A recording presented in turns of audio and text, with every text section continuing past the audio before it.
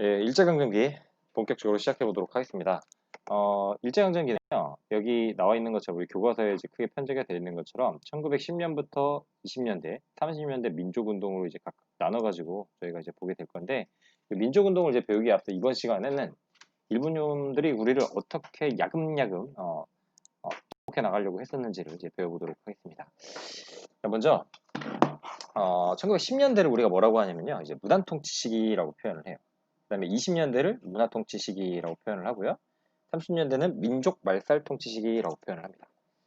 제 고등학교 때 담임 선생님이셨던 이제 역사 선생님께서 당시 요 시기를 이제 제가 사실 그때 당시에 이제 필기 노트를 여기서 좀 다시 활용을 하는 거거든요. 그때 당시 필기 노트를 보니까 저희 좀 웃기면서도 선생님의 좀 진심이 그리고 좀 저희한테 좀 쉽게 애워보게끔 하시려는 그 노력이 좀 보이셔가지고 그거를 좀 차용을 하도록 하겠습니다. 김종호 선생님 제가 이렇게 커가지고 다시 교사가 돼서 선생님의 노트를 다시 활용하도록 하겠습니다. 먼저 이제 무단 통치 시기를 당시 선생님이 뭐라고 했냐면요. 이거는 깡패 정치 시기라고 이제 표현을 한다라고 써두라고 하셨습니다. 저에게. 그리고 자 문화 통치 시기를 이제 뭐라고 했냐면 이건 사기꾼 시기라고 하면서 막 욕을 하셨던 게 기억이 나네요. 그다음에 이제 민족 말살 통치 시기는 입맛을 완전 미쳤다라고 하면서 이제 미친 개 라고 일본을 표현을 하셨습니다. 좀 다소 과격한 표현일지 모르겠지만 이걸 가지고 보면 이제 당시 시대상이 좀 이해가 좀 많이 되더라고요. 저도 자 하나씩 그냥 설명을 드려보도록 할게요. 자 먼저 그 무단 통치 시기는 어떤 거냐면요. 일제가 이제 대한제국의 주권을 강제로 빼앗았잖아요. 그래서 이제 총과 칼을 앞세운 무단 통치를 시작합니다. 이제 무단 통치라고 하는 건 말 그대로 힘으로 이제 상대방을 이제 제압을 하는 건데 자 먼저 이제 헌병 이제 경찰제를 이제 도입을 하게 되는데 자, 조선 총독부를 전에 우리 전 시간에 배웠던 것 조선 총독부를 설치를 해서 통치구를 재정비했잖아요. 근데 이제 헌병경찰제라고 이제 나오는데 이제 헌병이 뭐냐면 이제 여러분들 남학생 이제 군대 가시죠.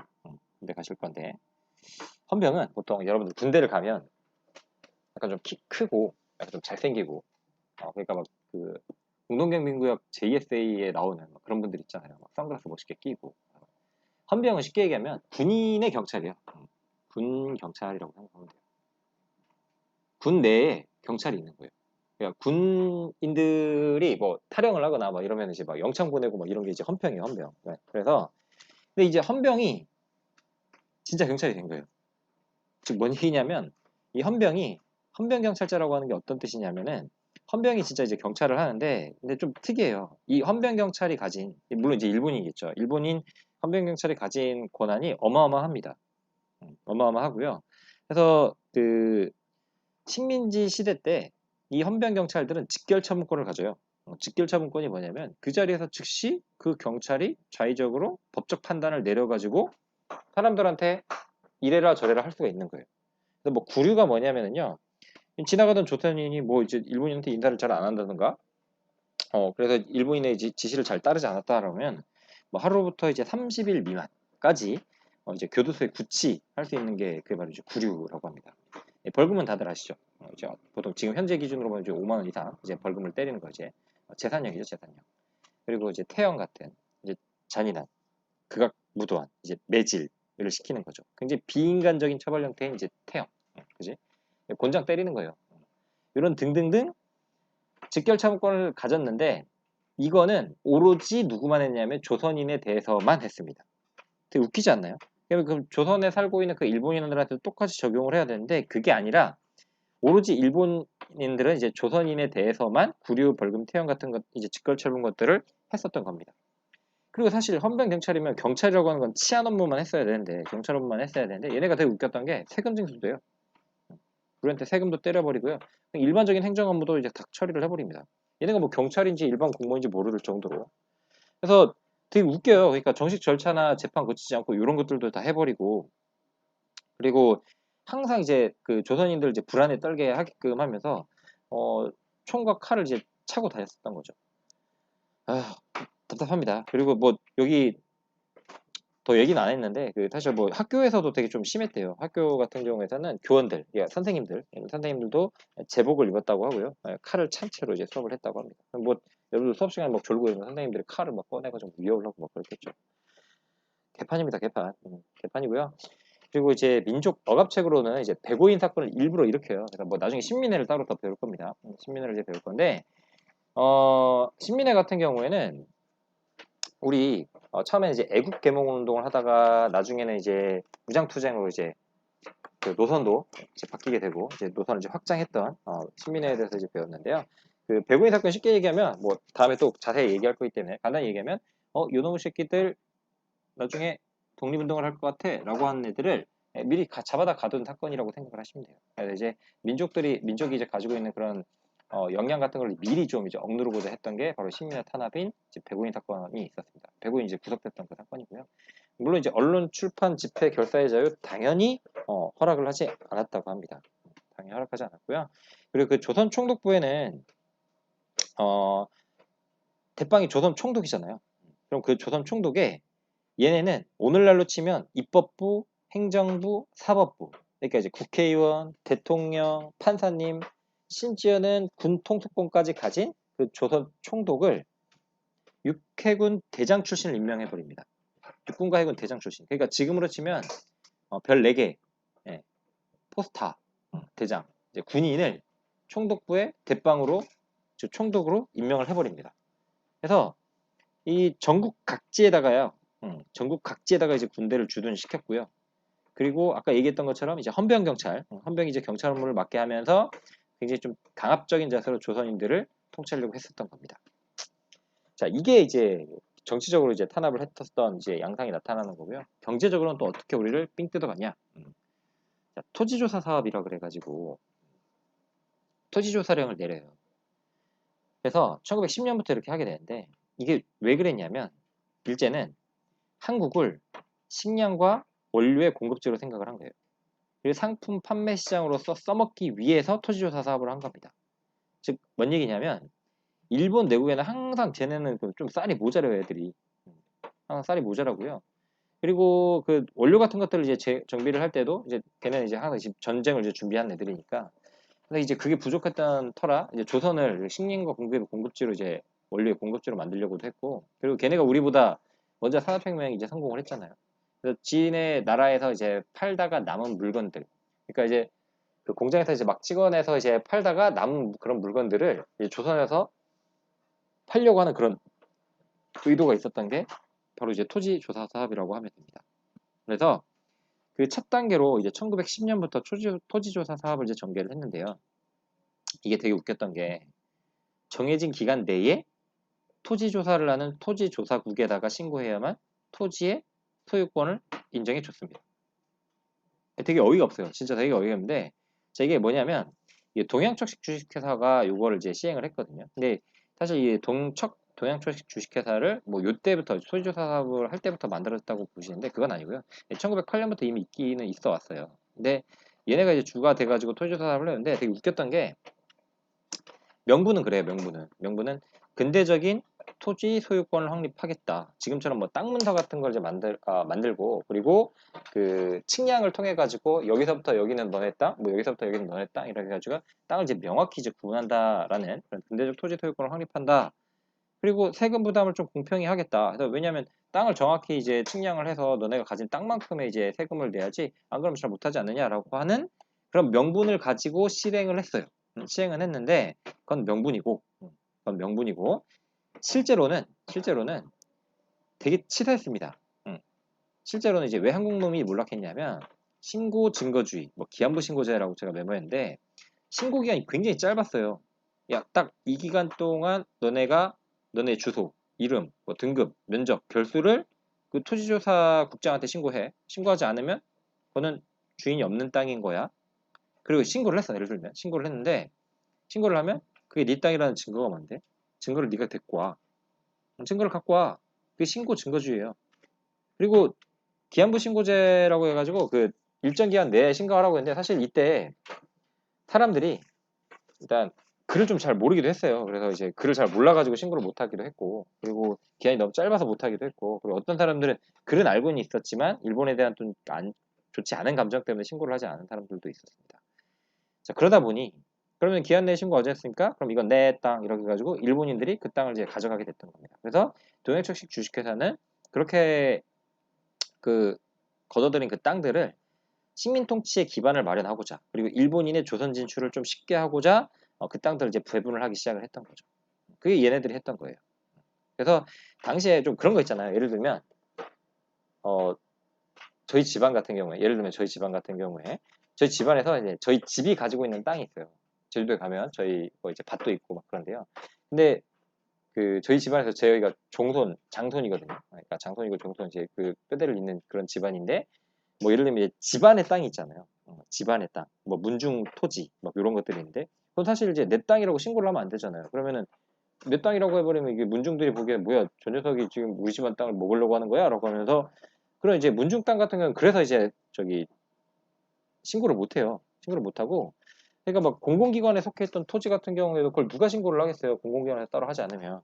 그리고 뭐 황실 소유지라든가 뭐 마을 땅이라든가 이런 좀 소유자가 불분명한 토지들은 다 그러면 이때 어떻게 됐느냐? 다 얘네 거가 돼요. 그러니까 조선 총독부 소유가 돼버린 겁니다. 그래서 이 조선 총독부가 이 동양철식 주식회사와 함께 짝짝꿍하면서 일본인한테 이제 쌍값에 넘기면서 일본인들의 조선 진출이 굉장히 좀 쉬워지게 됐던 거죠. 그리고 이제 땅 뺏은 것만이 아니라요. 되게 좀 얄싹하게 또 뭘 했느냐면 일제가 이제 또 뭐 하냐면 회사를 성립할 때 설립을 할 때는 조선 총독의 허가를 무조건 받아라. 허가제 허가제. 그러니까 회사를 만들려고 해도 조선인들이 회사를 만들려고 해도 이거 허가를 받아야 되니까 조선 총독의 허가를 받아야 되니까 당연히 한국인의 회사 설립을 막도록 하겠죠. 한국인이 이제 경제적인 힘을 키우면 안 되니까. 그래서 회사 설립을 억제하고 그리고 이게 민족 자본이 이제 성장하는 것을 막기 위해 가지고 이 회사령 허가제를 시행을 하게 됐던 겁니다. 사실 근데 이뿐만이 아니에요. 뭐 산림령, 어업령, 광업령, 임야조사령이라고 해가지고요. 뭐 산림은 당연히 아시겠죠. 이제 산 그리고 그 저기 림자가 이제 숲을 림자잖아요. 그래서 그 산림이라든가 이제 어업, 그러니까 뭐 당시에 이제 어업량이 굉장히 늘어났긴 했는데 그 어업을 할 수 있는 그 범위를 이제 설정을 할 때도 일본인 어부들한테 굉장히 좀 유리하게 만들었다고 하고요. 광업, 그러니까 이제 광산 개발하는 것도 이제 일본인만 뭐 하도록 했고요. 임야조사령, 이제 땅 같은 것들을 이제 들판 같은 걸 이제 조사를 해가지고 또 주인 없다 그러면 또 자기네 땅으로 만들어 버리고요. 참 개판입니다. 자, 이게 10년대예요. 10년대 얘기인데 그럼 우리가 가만히 이제 계속 당하고만 있었던 건 아니겠죠. 그래서 그 다음에 이제 배우는 게 이제 3.1운동인데 이건 다음 시간에 좀 더 자세히 배울 겁니다. 자세히 배울 건데 자, 이 3.1운동이 있었던 거예요. 그러니까 처음에 얘네는 깡패처럼 우리 조선인들 막 두들겨 패고 강제로 좀 무섭게 하고 하면은 찍소리도 안 하고 말을 잘 들을 거라고 생각을 했나 봐요. 근데 그건 우리 국민성을 잘못 본 거죠. 국민성을 잘못 본 거고 사실 국내에서는 굉장히 비밀결사도 조직이 되어 있고 국외에서는 이제 독립운동 기지 건설하면서 우리는 싸울 준비를 하고 있었던 겁니다. 그래서 이제 아무튼 1919년 3월 1일 날 이제 태화관에 모인 민족 대표들이 독립선언식을 선포한 후에 이제 체포가 되었고 그리고 이후에 탑골공원에서 굉장히 많은 사람들이 이제 독립선언서 낭독한 이후에 시위행진도 벌였었는데 이게 되게 좀 그 물결이 굉장히 거셌던 겁니다. 굉장히 거셌었고 물론 이 운동이 이제 실패로 끝났죠. 여러분도 아는 것처럼 이제 독립운동에 실패로 끝나긴 했지만 사실 이후 독립운동에 굉장히 많은 영향을 미쳤었고요. 그리고 나중에 배우겠지만 이게 대한민국 임시정부가 수립되는 이제 계기가 되기도 했습니다. 자, 그러면 이제 3.1운동 때문에 이제 일본이 통치 방식을 바꾼 겁니다. 통치 방식을 바꾼 거예요. 그러니까 새로 부임한 3.1운동 이후에 새로 부임한 사이토 총독은 뭐라고 얘기를 하냐면 조선의 문화와 관습을 존중하고 그 행복과 이익을 증진할 것이다 라고 선언을 합니다. 뻥이에요. 개뻥입니다. 사기꾼입니다. 자, 그래서 이제 문화 통치. 자, 우리는 문화적으로 조선의 문화와 관습을 존중하는 그런 이 행복과 이익을 증진하는 그런 통치를 하겠다라고 하는데 개뻥이에요. 사기꾼. 사기꾼의 사기꾼 통치가 시작이 됐던 겁니다. 자, 그럼 어떻게 사기를 쳤는지 하나하나 이제 얘기를 해드릴게요. 자, 보통경찰제, 헌병경찰제에서 보통경찰제로 바꿔요. 그러니까 그냥 일반 경찰, 그러니까 군경찰이 아니라 그냥 일반 경찰이 이제 만들어졌네. 뻥입니다. 기만성, 속일 기자예요. 속였어요. 오히려 경찰의 수는 더 증가했고요. 그 구치소수라든가 이제 경찰서 수는 이제 더 증가를 합니다. 말만 그런 거예요. 그다음에 뭐 유화 정책, 부드럽게 한다라고 했는데 뭐 태형을 없애요.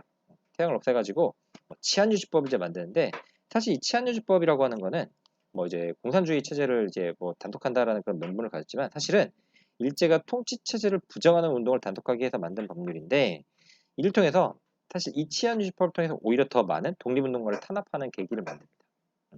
그리고 신문과 잡지의 간행을 이제 허락을 하는데 뭐 신문과 잡지의 관행을 허락한다? 그래서 그때 당시에 동아일보랑 조선일보 같은 한글 신문이 발행이 돼요. 마치 발행해 주는 것처럼 하지만 실제로는 자기네한테 불리한 기사라든가 아니면 뭐 이제 제국주의에 대해서 좀 비판적인 저기 언론 기사가 나오게 되면 검열을 통해 가지고 사전에 삭제를 한다든가 그거를 이제 발간을 하지도 못하게끔 하는 거죠. 간행이 되지 못하게끔 한다든가 검열을 미리 하는 겁니다. 그리고 문관 출신의 총독을 임명하겠다. 문관 출신 총독이 이제 가능하도록 하겠다라고 했는데 이것도 뻥입니다. 아까 여기 조선총독부의 총독을 육해군 대장 이제 군인 출신으로 임명을 했잖아요. 근데 군인 출신이면 굉장히 좀 딱딱하고 그리고 굉장히 강압적으로 할 거니까 그냥 문관 출신 그러니까 이제 펜을 잡는 사람을 총독으로 임명을 하도록 하겠다라고 했는데 이것도 개뻥이에요. 이거는 심지어 1945년에 우리가 그 독립될 때까지 한 번도 문관 출신 총독을 임명하지도 않았습니다. 뻥이죠, 뻥. 그리고 이제 민족 분열 정책을 해요. 되게 기만합니다. 자, 우리를 굉장히 좀 우리 내부에서 스스로 우리 내부에서 우리끼리 좀 싸우도록 자꾸 이제 분열을 좀 조장을 하는 그런 정책을 해요. 예, 문화자치운동이라고 해가지고 우리가 그 문화창달과 민력을 충실히 한다는 그 구실을 내어서 일제가 선전한 이제 용어인데 너네한테 문화적으로 그리고 자치 스스로 통치할 수 있도록 할게 되게 좋은 말 같잖아요.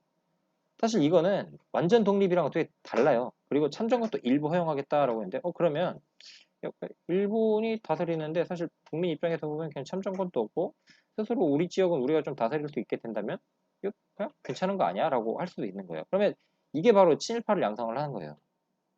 친일파를 양성을 하는 거예요. 그래서 우리 민족을 좀 이간시키기 위해서 한 건데 이게 개량주의라고 합니다. 이 개량주의가 이제 개자가 고칠 개자예요.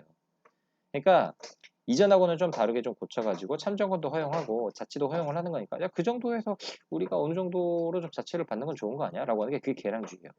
그러니까 사람들은 절대적으로 독립을 해야지 일본으로부터 어떤 간섭도 받으면 절대적으로 독립을 해야 된다는데 이렇게 주니까 야 그거 괜찮은 것 같은데 라고 해서 넘어갔으면 그게 이제 친일파가 되는 겁니다. 이광수 같은 사람들이 그렇게 되는 거죠. 그래서 이제 개량주의를 통해 서 오히려 우리 민족을 이제 분열하기 위한 정책을 했었다라는 점이고요. 그다음에 이제 경제적으로 또 어떻게 우리를 삥 뚫어갔냐? 자, 1차 세계대전 이후에 산업화가 굉장히 좀 빨리 진행이 됐기 때문에 일본에서는 굉장히 많은 사람들이 농민들이 도시로 이주를 해버립니다. 그러다 보니 쌀 생산이 당연히 감소를 했겠죠. 그래서 일본에서는 쌀 생산이 굉장히 감소를 했고 그러다 보니 쌀 가격, 그러니까 밑가, 쌀 밑자요. 쌀 가격이 굉장히 폭등을 하게 됩니다. 1918년에는 오히려 전국적으로 일본 내에서 쌀 폭동이 일어날 정도였습니다. 그래서 그걸 자체적으로 해결할 능력이 없으니까 일본 애들이 그러면은 식민지 항구로 이제 눈을 돌린 거죠. 그래서 생산한다 쌀 밑자. 그래서 증식해서 이제 더 증자가 이제 더 증가하다잖아요. 더 증가하게끔 이제 우리 조선 땅에서 쌀을 더 많이 이제 생산을 하도록 하는 그 계획이 삼립 증식 계획인데요. 조선 총독부는 일본에서의 부족한 쌀을 보충하기 위해서 이것을 어떻게 하냐면 조선에서 수리조합, 그러니까 지금으로 치면 농협 같은 거 조합을 이제 만들어 가지고 사람들이 더 이제 같이 이제 협동을 해가지고 더 많은 쌀을 이제 생산할 수 있도록 하고요. 토지도 개량하고요, 품종도 개량하고요. 그래서 막 이제 수리조합 같은 경우 이제 저수지도 같이 확충해서 이제 공동 저수지 만들어 가지고 쌀 생산을 늘리려고 합니다.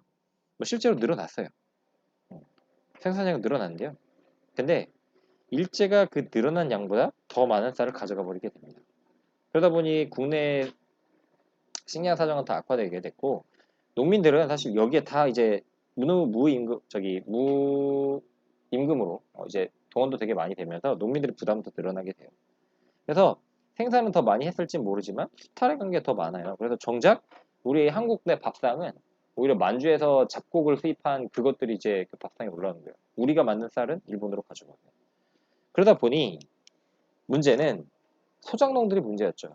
소작농들이 생각을 해보세요. 농민들 같은 경우에는 그 자기 땅을 가진 사람들이 그렇게 또 많지가 않았어요. 지주라고 해서 이제 땅의 주인이 있었고 거기에서 이제 붙어서 이제 생활하는 소작이 있었잖아요. 그래서 그 소작농들이 정말 이제 죽을 맛이 됐기 때문에 그때 이제 생존권 투쟁을 하다 보니 그 소작쟁이 운동 처음에 이제 시작을 했는데 이게 나중에는 이제 항일 민족 운동으로 이제 번지게 됐던 거죠.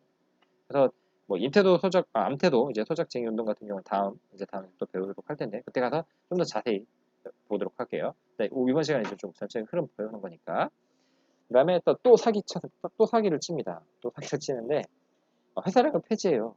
아까 회사력 허가제니까 허가하는 것만 조선의 회사로 인정하겠어라고 했는데 회사랑 폐지. 그래서 자, 이제부터 신고해. 신고하면 무조건 다 이제 회사 만들게 해줄게라고 했는데 이건 마치 우리를 위하는 것 같지만 이 역시 일본 독점 자본이 국내로 진출하기 편하려면은 허가를 받으면 지들도 불편하잖아요. 그러니까 신고를 해가지고 이제 편하게끔 진출을 해라 이런 것 같은. 우리를 위해서 한 게 아니에요. 우리 위해서. 뻥이죠 뻥. 사기꾼이었어요. 사기꾼. 자, 그러다 자 29년에 1929년에 이제 세계 대공황이 이제 발생을 하고 31년에 이제 만주사변이 이제 발생을 하게 되는데 자, 이게 29년에 이제 세계대공황 같은 경우는 제가 참고 영상 올려놨으니까 봐주시고요. 미국의 주가 폭락으로 시작이 됩니다. 그래서 이제 전 세계 이제 대공황이 발생하게 되면서 전 세계 경제가 굉장히 지금 언제 끝날지 모르는 그 늪에 빠져버리기 시작한 겁니다. 그런데 그 경제 위기를 맞은 일부는 그럼 어떻게 해서 그 경제를 좀 더 부흥을 시킬지를 생각을 하다가 생각한 게 침략 전쟁이에요, 전쟁. 전쟁을 하게 되면 이제 군수공업 같은 것들이 이제 발전을 하게 되니까 전쟁을 생각했던 거고, 그래서 먼저 건드린 게 이제 만주사변. 만주사변을 일으켰고, 그래서 만주를 이제 만주에 이제 괴뢰국 정부를 이제 만주국을 이제 세워버리고, 그리고 이제 중국을 건드리죠.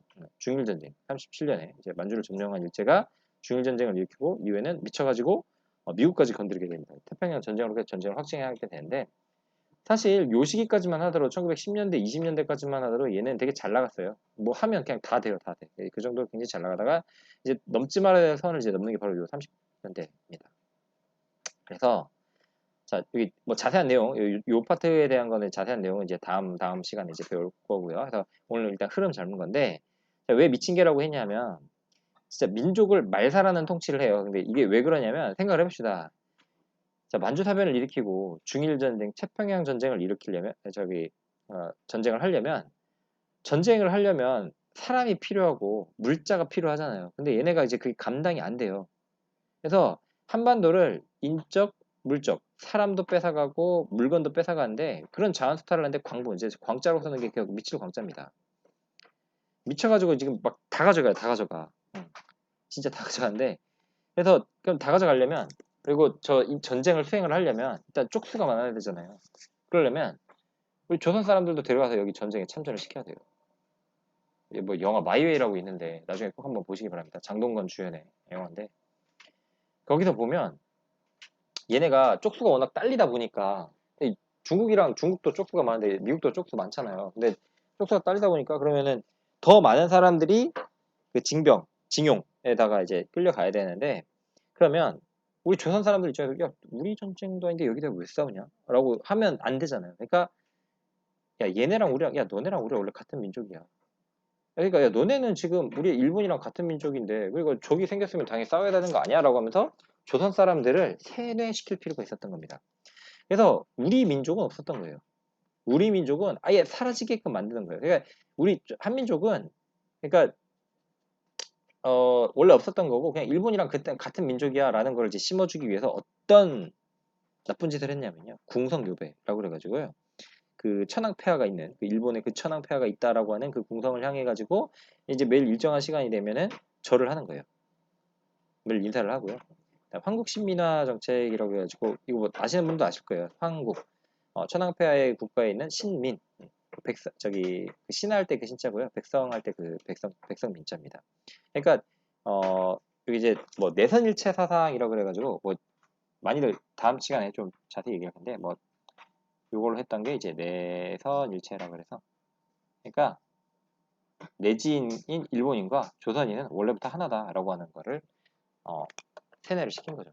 그래서 이제 이름도 뭐 예를 들면 이제 이동호 욕이 아니라 이자를 못 쓰게 해요. 창씨를 이제 개명을 합니다.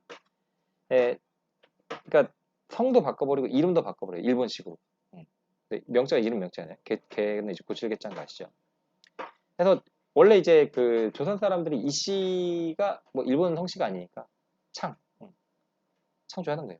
성씨를 창조해서 뭐 나카무라로 시작을 한다든가 그래서 조선의 첫 나카무라가 된다든가 그래서 창씨개명을 하는데 이거 그 조선인의 거의 한 80%가 했대요. 그래서 사실 뭐 창씨개명한 거 가지고 이제 친일을 했냐 안 했냐를 논하는 건 되게 좀 어리석은 일이고요. 왜냐면 뭐 그렇게 따지면 사실 윤동주 선생님께서도 창씨개명을 당하셨어요. 뭐 일부러 한 게 아니라 그래서 창씨개명을 하면서 사람들의 이름조차도 이제 조선 것으로 쓰지 못하도록 해서 이제 민족을 말살하는 통치였기 때문에 그거는 좀 다르게 이제 굽히고 있다라는 거.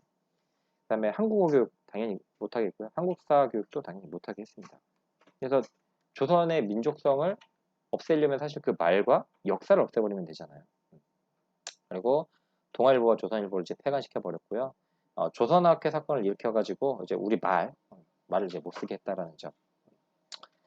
그리고 이제 종교도 이제 조선의 이제 그 민족 종교라든가 뭐 기독교라든가 불교 같은 이제 민족 종교나 아니면 이제 조선의 독립을 지지하는 그런 종교들의 종교 활동을 이제 못하겠다라는 점.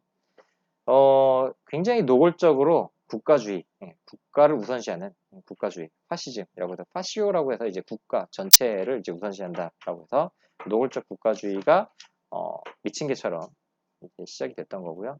독점 자본주의 체제를 이제 구축을 해서 일본의 독점 자본주의가 조선으로 이제 진출을 해서 그들의 이익을 이제 보호할 수 있도록 했던 겁니다. 자, 이게 정치적으로 우리를 이제 말살하려고 했던 노력이고요. 경제적으로 어떻게 말살하려고 했냐면 인적으로는 이제 국가 총동원령을 내려버려요. 그래서 아까 내산일체 내지인과 조선인은 원래부터 하나다.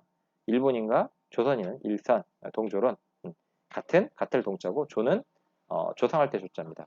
원래 같은 조상이다. 그래서 신사참배해라.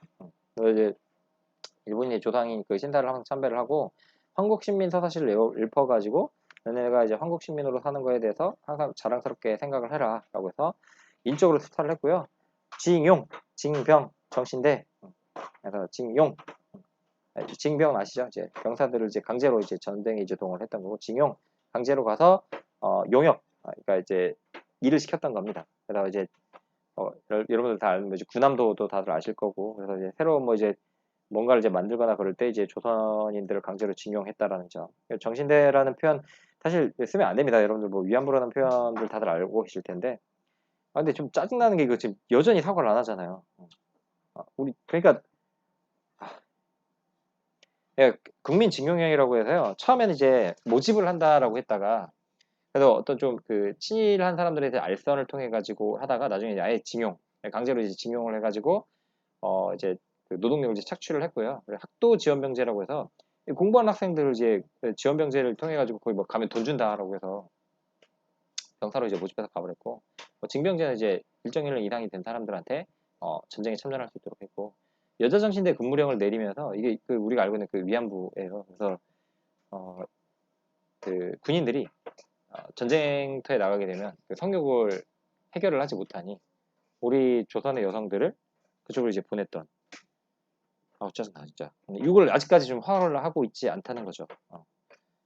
그래서 지금 이게 일전 수탈이 이렇게 좀 심했었다라는 점이 있고요. 그럼 물적으로는 또 어느 정도로 되게 좀 잔혹하게 가져가냐면 병참 기지화 정책이라고 해서 우리 조선을 병참 기지로 만든다. 그래서 그 인적 물적 조달 기지로서 조선을 병참 기지화로 만든다라고 했는데 이게 어느 정도로 좀 심하게 가져갔냐면 그러니까 그 사람 가져간 건 뭐 여기 얘기했고 그다음에 물적으로는 그러니까 그 뭐 쌀이나 뭐 이런 거 가져가는 건 뭐 당연한 거고 그리고 심지어는 그 놋그릇 있잖아요.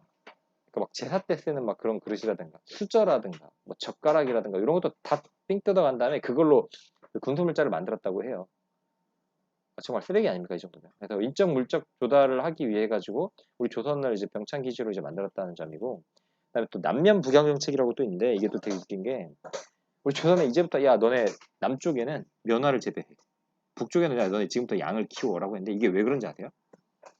아까 여기 이제 세계 대공황이 있었잖아요. 그러니까 세계 대공황으로 경제가 굉장히 어려워지고 공급에 좀 차질이 생길 걸 생각을 한 거예요. 얘네가 산업혁명을 먼저 성공을 해서 그래서 이제 면화를 막 많이 만들었잖아요. 그래서 그러려면 물건을 계속 만들어내려면 공급이 이루어져야 되는데 지들만으로 좀 부족하니까 우리 보고 일본의 그 방직 자본가를 보호하기 위해 가지고 남쪽에는 면화 생산하고 북쪽에는 양을 키워라고 해가지고 강제로 이렇게 이제 우리 업종을 바꿔버린 거예요. 지금 들어보면 되게 좀 화가 나시죠? 지금 화가 나실 건데 자 이렇게 10년대 깡패로부터 시작을 해서 20년대 그 사기꾼적인 통치를 해서 30년대 미친 개처럼 막 물어뜯는 우리 걸 마음대로 가져갔던 이런 통치를 했던 게 일제강점기의 그들의 모습이었습니다. 그리고 우리는 그걸 이제 당하면서도 끝끝내 버티고 싸웠던 얘기를 다음 시간에 이제 배우게 될 거고요. 자, 아시겠죠? 자, 이번 시간 이제 교과서로 치면은 지금 대단원, 2단원을 지금 다 한번 쑥 훑은 건데요. 일단 우리가 이제 어떻게 당했는지를 본 거고 다음 시간부터는 각 연도별로 각 10년대, 20년대, 30년대별로 어떻게 우리가 맞서 싸웠는지를 3.1운동부터 시작을 해서 배워보도록 하겠습니다. 좀 긴 시간이었는데요. 중에서 들어주셔서 감사하고요. 다음 시간에 뵙도록 할게요. 수고하셨습니다.